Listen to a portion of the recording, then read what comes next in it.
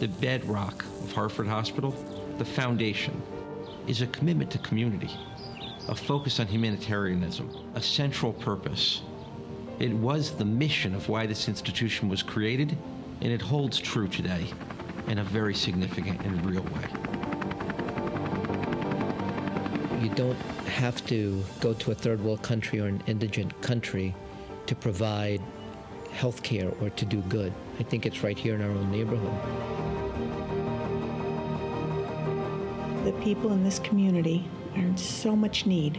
Many are underserved, undocumented, homeless, real poverty, people that don't have 3 meals a day. If they didn't have the Brownstone to come to, I don't know where they'd go.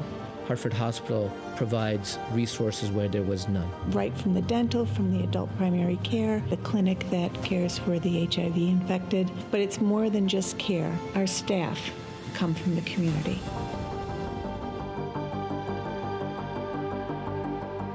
The Brownstone means a lot, not only just to the community and the patients that come to us, but to the workers. The entire staff is passionate, engaged, and totally committed about doing the best we can do for the patients.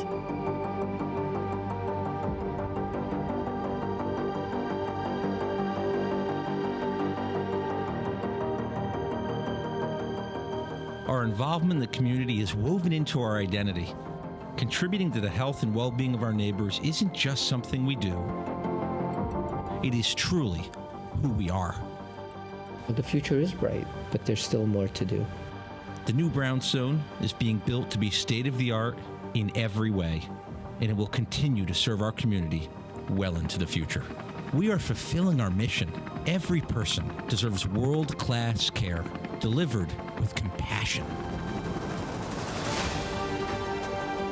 NBC Connecticut presents A Night of Black and Red.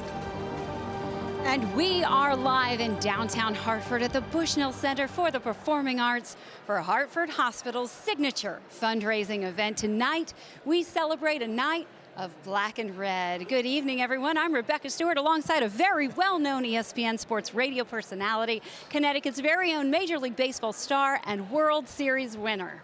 Thank you, Rebecca. I'm Rob Dibble, and this is the 28th year for the Black and Red. But Rob, this is so much more than a gala. This is more than a fundraiser. Tonight, we are looking towards the future. We are celebrating the amazing history of this remarkable community resource, Hartford Hospital's Brownstone Clinic. Many people don't know that Hartford Hospital is home to this amazing clinic that connects the community, connects the underserved to every specialty at Hartford Hospital. And tonight we are helping to raise more than $1 million to help those less fortunate, those who truly have nowhere else to turn. So what is the Brownstone? Well, believe it or not, it opened in the 1920s as the Women's Building. And this at the time made Hartford Hospital the world's largest hospital. Now that was according to the Hartford Courant way back when. Rebecca, nowadays it's more than just one building. It's now several clinics across the Hartford Hospital campus here to help the underserved. This is a tremendous resource to those who need medical care the most, our community's most vulnerable. 40,000 people are using these clinics each and every year, regardless of their ability to pay.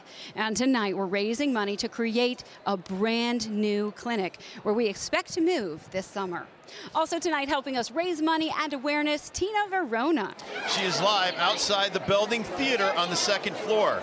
People are excited for the evening. Tina, sounds very busy where you are. Oh, it is, Rebecca and Rob. There is definitely a lot of excitement in the air as guests are arriving. They're settling in, getting ready for a spectacular evening of fun and entertainment with special guest star Cyndi Lauper.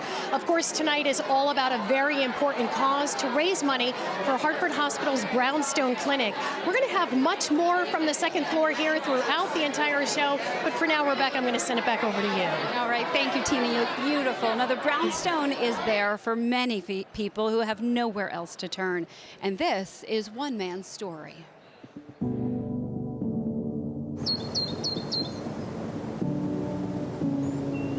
It's the quiet you notice. As Joseph and Kathy Molinari take a winter stroll. It's been quiet for some time since Joe lost his voice. It was a trade to save his sight, to save his life. I'm so grateful for them. I can't express it in words. Not long ago, Joe was fighting something unseen. His swollen mouth was the first indication that something was wrong. It took so much searching, but no one could offer them the expertise they needed until they found themselves at the Brownstone Clinic. And they made it happen. A place that would connect them, no matter their resources, to the right care, the right specialists. And here, they would find an entire team working on their behalf. Didn't know what we were up against. The images would reveal something much, much worse than an abscess. It was a tumor. The tumor that he had is called an ameloblastoma. Ameloblastomas are tumors that begin in your jaw.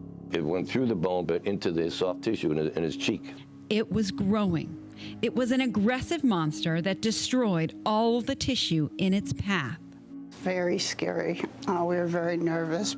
It had likely been growing for years. The fact that I was going to lose him, I was afraid for him, and I was afraid for myself. They actually grow and destroy the bone and extend up into the sinus, and they can even extend farther up to the floor of the orbit and involve the eye. Dr. Robert Pierkowski would lead the surgery, but he was part of a tremendous team of specialists. Surgeons, oral surgeons, ENTs, dentists, nurses, and more. All there for this family no matter what. And it's truly a team approach. The surgery was intense, several hours, and once complete, the tumor was gone. But Joseph's care was just beginning, because the operation that saved his life stole his voice. And for the next year, the team would dedicate themselves to making his mouth, making his life whole again. Removing the tumor left a hole in the roof of his mouth. I had part of my palate removed. And for speech, you have to be able to maintain a vacuum inside your mouth. We knew we needed the implants. And that's when Peter Pashuko, medical director of the dental clinic, would come in. Then we had to arrange to have the implants placed, and they were placed in our clinic by the oral surgery residents under the guidance of one of the local oral surgeons who volunteers their time here. Because this team wasn't giving up, not until Joe had his voice back. Many months after surgery, the team was able to create a specialized prosthetic upper palate. This would act as an anchor for new dental implants. For the first time in years, Joseph would have teeth. And for the first time in months, Joseph would find his voice. 66. Yeah, much clearer. It'll be a learning process for Joe to get it. Say hello. Hello. A moment made possible by the extraordinary care found here. Thank you so much. You're welcome. I am very thankful that everything fit into place. Thank you from the bottom of my heart. When a patient like Joe comes in, he smiles, it makes this job the best job in the world. We were so privileged to meet Joe and Kathy. Now, his is just one story, one of 50,000 stories like that each and every year. 50,000 visits. That's how many happened last year at the Brownstone. Community. It is at the heart of what is happening tonight. A mission to make our communities healthier and safer, Rebecca. That's why you'll hear us speak quite a bit about being responsible and the responsible campaign. You've seen the billboards, you've seen the ads. We want to make sure that you know what it means to be responsible. So no doubt, old prescription drugs cause all sorts of problems, and we are going to take you through what to do. Abuse, addiction, they contaminate our water supply. Each of us has a role to play. And that's why we're going to show you how to use one of these drug deactivation kits. You actually actually take the medication, we have it right here, you put it into these bags, and these are bags that we are giving out for free. If you head to beresponsible.org, you can get one of these. What you're going to do is put the drugs into this little bag. This actually deactivates it. There's charcoal in here. It deactivates it. You add water. He's going to shake it all about. And what's really amazing is that in about 30 seconds, these drugs, totally ineffective, deactivated, and even better, we talked about the water supply. These little bags are designed to decompose, so you can actually just throw this safely into the garbage can. Totally biodegradable. Very green. Throw it in the trash. It's gone. Beresponsible.org. You can get your own for free. It's not too strong to say that medicine cabinets can become the new drug dealers. Half of all teens who have abused medication actually got them from family and friends, largely without their knowledge. More than 20% of high school students have taken medicine for non-medicinal reasons. Now, these unused medications, some people flush them down the toilet. They wind up in our water supply. These are medications that have been discovered, we know, in a network of 140 streams in 30 different states across the country. Antidepressants, blood thinners, heart medication, hormone therapy, you name it. So if you have one of these, head to beresponsible.org. You want to get rid of them. If you have syringes or maybe too many medications, you want to go to the beresponsible.org website and you want to find the closest take-back box because they are located all across the state. Yes, they are, Rebecca. They're located in police departments all across the state. So make the choice to be responsible. Joining us right now is the president of Hartford Hospital, Bimal Patel. Now, Bimal, what is so fascinating about you is that in your background, in your former life, before being president of the hospital, you were a pharmacist. So tell us, you're so passionate about this. Why is it so dangerous to have these drugs in the home? Absolutely. So I've practiced pharmacy for nearly 15 years. And we didn't have a mechanism for safe disposal. So we will flush in the water system. We'll keep it in the cabinet, medicine cabinet for a long time. And they become the source for abuse and environmental destruction. With the system and the support that we are providing today, we are taking that away from the hands of potential unintended users of those medications.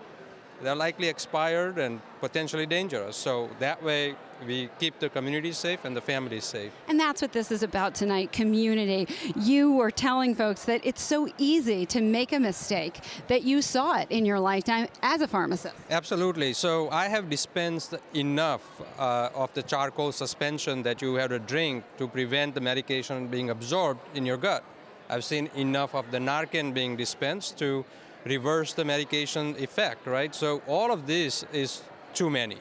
We have to take responsibility, and we are here at Hartford Hospital and Hartford Healthcare ready to partner with our community to take care of this problem. What a great reminder to our community. Be responsible. Head to the website. Bimal Patel, thank you so much. Congratulations on a great evening. Thank you, Bimal. Thousands of patients have benefited from the tremendous care provided at the Brownstone Clinic. And of course, behind it all, this remarkably dedicated team. One compassionate physician at the Brownstone has been putting his patients first.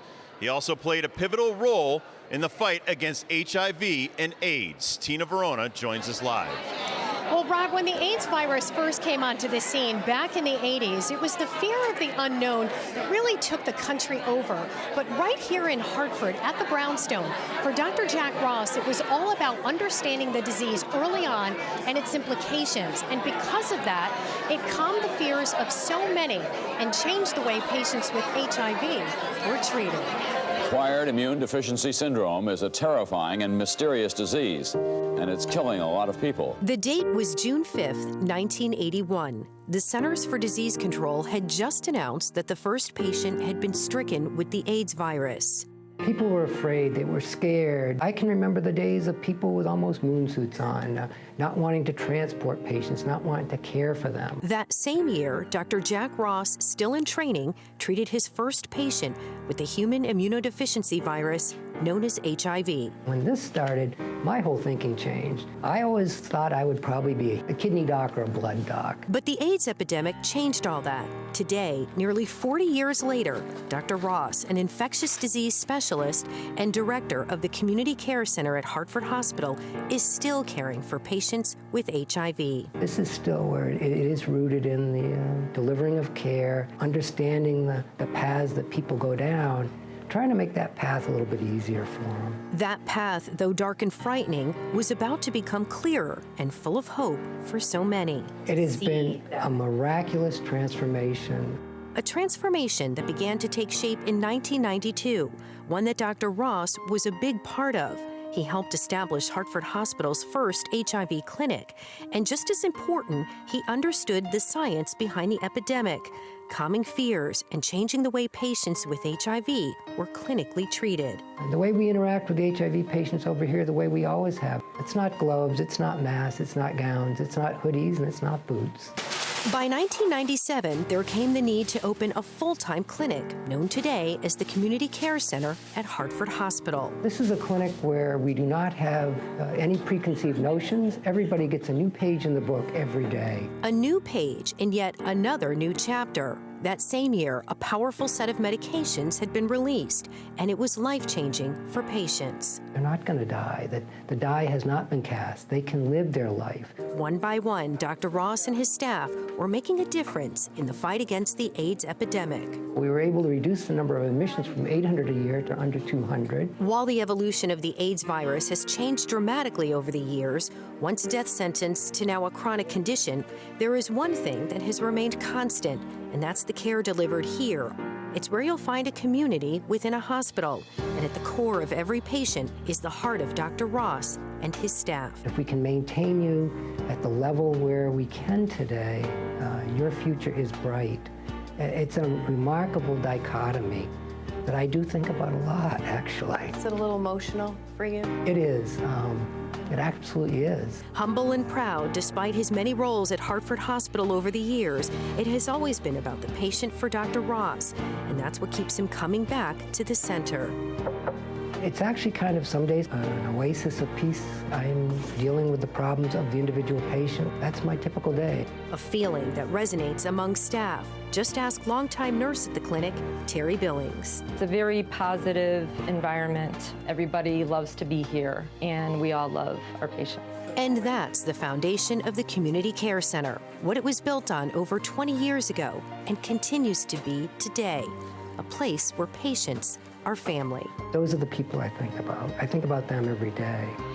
He is such a remarkable man and physician.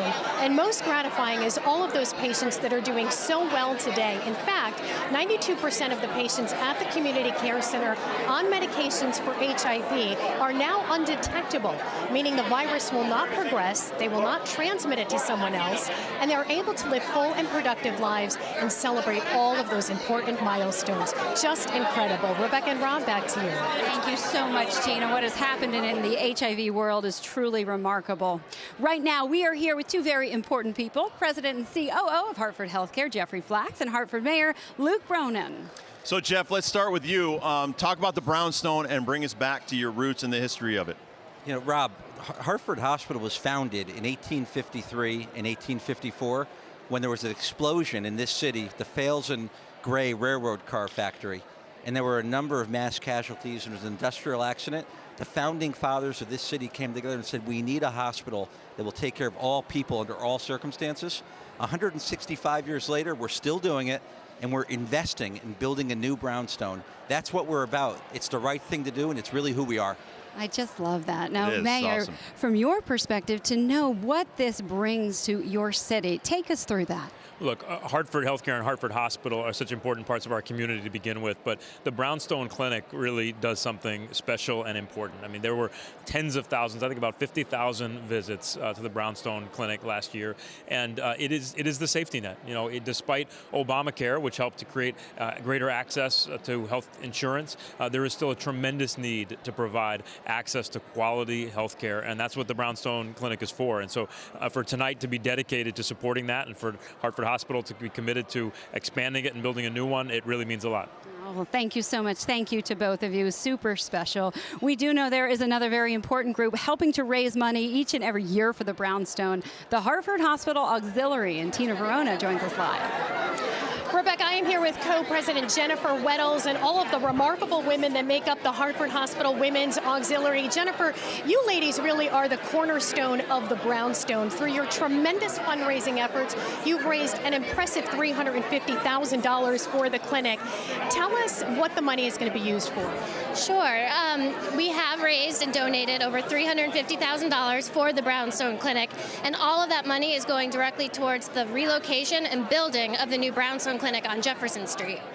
Jennifer, thank you so much, and to all the women for your outstanding support for Hartford Hospital and all that you do. It makes such a tremendous difference, so we thank you. Thank you. We're going to send it back to you, Robin, Rebecca. Thank you, Tina. We are now joined by the new president of the Hartford Hospital Board, Eric Zaks. Eric, thank you so much. And we had a long talk about what the Brownstone means to you. This truly shows the importance of philanthropy. Tell us why that's so important to you. Well, I think the Hartford Hospital is such a wonderful place because there's so many ways to give voice to your own philanthropy, whether it's the Brownstone or cancer or whatever, but the Brownstone is just an incredible place treating so many people. And you had talked a little bit about making sure that your philanthropy connects to your emotional, sort of what matters to you. Take us through that. Well, I think, when you connect your philanthropy to your values, it means so much more. And here at Hartford Hospital, it's such a unique place because it gives you the opportunity to do that. So if you love the Brownstone, it's great. But if mental health is your passion, then there's so many ways you can do that. And I think there's so few institutions that allow you to really find what's in your core and let it come out in the most beautiful way. And I know you care so much about the community, but how can we get the people that come once to come 2, 3, and come multiple times? People give to people, and so it's a matter of talking to people and just sharing and sharing and sharing and sharing. And when you have the passion, then people feed off passion. And so there's no substitute for that. And when you combine that with the excellence of Hartford Hospital, it's just an incredible combination. Eric Zaks, thank you so much for all that you do for Hartford Hospital, Hartford Healthcare. We appreciate it. We do want to check in again with Tina Verona, who has been chatting with the chair for tonight's event. That is right, Rebecca. I am here with the ever so lovely Yvette Melendez, chair, of course, of this year's Black and Red Committee. Yvette, you have a tremendous amount of experience with government relations. You know the importance of providing community health care, especially with the Brownstone. It's the depth and breadth of the community and all of its specialty services. It's really, truly one of a kind. Talk to me about the impact to the community. So I think, Tina, you've just really summed it up. The Brownstone scope and what they do is so unique. No one else does what the Brownstone does. It is not only a place where people can get access to care and primary care services, which they do, but what makes them so unique is that they have a whole array of specialty services, everything from podiatry, dentistry, to cardiology, to oncology, and a lot of times they have the same doctors that are treating you and me volunteering at the Brownstone to serve people who otherwise would not get that care. So, they can go other places and get primary care, but they cannot get access to the specialty care that the Brownstone provides. What's also unique about the Brownstone, they not only do this in the south end of Hartford where Hartford Hospital is, it's citywide, and it's even more than that. They have people coming from as far away as Waterbury to get those kinds of services. So it truly is a very, very special place. Absolutely. Yvette Melendez, so lovely to see you. Thank you so much. We appreciate it. Thank you very much. Yvette Melendez, chair of this year's Black and Red Committee. Rebecca and Rob will send it back to you. All right. Thanks so much, Tina. Thank you, Yvette. We are now joined by Dr. Craig Allen, Vice President for Addiction Services at Hartford Healthcare. You, of course, you're on the front lines. You see what happens each and every day when prescriptions get into the wrong hands. And Dr. Allen, why is it so important to get unused prescription medication out of the house? I mean, some of the athletes I played with, they get addicted to painkillers. Yeah, if it's not there, other people can't be getting into it. One of the places that people get these pain medications, it may not necessarily be from their doctor, it's from someone else's doctor. And that medication, if it's not being used, should be disposed of. You got to get rid of it. People get in the house, teenagers get in the house. A classic story is someone showing their house. And people that are looking for these opioid analgesic medications know right where to go. And my wife's in real estate and stuff like that, so a lot of times the houses are almost empty, and you could walk through them and get into these, medicine cabinets and stuff like that. We have these deactivation kits. They're Can you talk about how quickly we can get rid of these medications? Yeah, it's great to get these things out of the house. Use the medication that's prescribed for you. Don't share your medications with other people. They're not prescribed for these other people. There can be horrible interactions and people can get very sick. And you don't want kids and you don't want older people. You don't want people that are having a problem and struggling to get a hold of these pills in your house. Now, real quickly, I would love to know, I know you talk a lot about how the brain changes for someone who is in the throes of addiction. Take us through why you can't quit cold turkey. The brain has changed. Right. There are actual changes that take place in the brain, parts of the brain that are making the decisions for you. So the prefrontal cortex, which is right over your eyebrows here, this is the part of the brain that decides whether this is a good idea or a bad idea, whether to put the brakes on or not. And studies have shown, actual imaging of the brain, that this part of the brain starts to go quiet and doesn't work as well once you've developed an addiction. And the parts of the brain that are seeking the drug, the reward pathways, are overactive. Amazing. Dr. Craig Allen, thank you so much. We appreciate it. Now, we do want to take a look with Tina now. That's right. Over to Tina Verona. Rob, I am here with U.S. Senator Richard Blumenthal. Thank you so much for being here. We have partnered with you over the years on so many important healthcare topics, and we are so thrilled and excited to have you support our Be Responsible campaign. What was it about this initiative that really piqued your interest to become involved in it? I've seen the terrible toll that opioids and other powerful painkillers have taken on our veterans, our children, and I'm really proud of Hartford Hospital for taking the lead in enabling more people to dispose of these prescribed painkillers after they're no longer needed. They serve a purpose, but often they are overprescribed by some docs, or they just are unnecessary, and people need a way to dispose of them so they're inaccessible to children and anyone who might abuse them. Absolutely. Couldn't have said it better. Senator Blumenthal, we look so forward to partnering with you on this important campaign. Well, we thank you. This is a wonderful evening, and I'm really proud and excited to be supporting the ambulatory care center because it really is about community. Hartford Hospital is a treasure for all of us in Connecticut. Couldn't have said it better myself. Thank you so much. We appreciate it. Well, that will do it from here. Cindy Lauper about to take the stage here in just a bit, all to celebrate the successes, as Senator Blumenthal was saying, and the future of the Brownstone. And Rebecca, because of tonight, it really is a promising future for the Brownstone. Back to you. Absolutely right, Tina. Thank you. This is always a super special night for the CEO of Hartford Healthcare. Elliot Joseph joins us now. Elliot, you brought a decade of transformation, creating a system, Hartford Hospital and Hartford Healthcare. And tonight, all of this, as we have talked so much, we're raising money for the less fortunate. We are helping people get rid of drugs that may be in their medicine cabinets. You've talked about this as being the soul of the system that you have built. What does that mean? So, Rebecca, you're absolutely right, and it's a pleasure to be here tonight and celebrate with 1,000+ people. Our organization, our hospitals, our doctors, our nurses, they provide world-class care every day. So the idea that we're doing that in the communities we're serving, but what tonight is about goes beyond that. This is about the soul of Hartford Healthcare, and it's about our mission. We care for the most vulnerable people in this community, people who are poor, they're terribly ill, they don't have insurance or they're underinsured, and we're celebrating tonight the Brownstone Clinic. It's an amazing place where people come to work caring for the very most vulnerable, very sick individuals and bringing their lives some meaning and some increased health. I'm very proud to be able to celebrate the Brownstone Clinic with everybody here tonight. Elliot Joseph, the CEO of Hartford Healthcare, we appreciate it. What a very special night as we look to the future, build a brand new Brownstone for the community, celebrating truly the soul of the system and Hartford Healthcare. Remember, it's important. It's important to dispose of that medication. Absolutely. So go to beresponsible.org now to learn the facts and get your free deactivation disposal kit. There's also a list of locations where you can drop off your old and expired medication. Thank you so much for being with us for this very special night of Black and Red. We appreciate it, and we will see you next time. All right, everybody. Good night. Good night.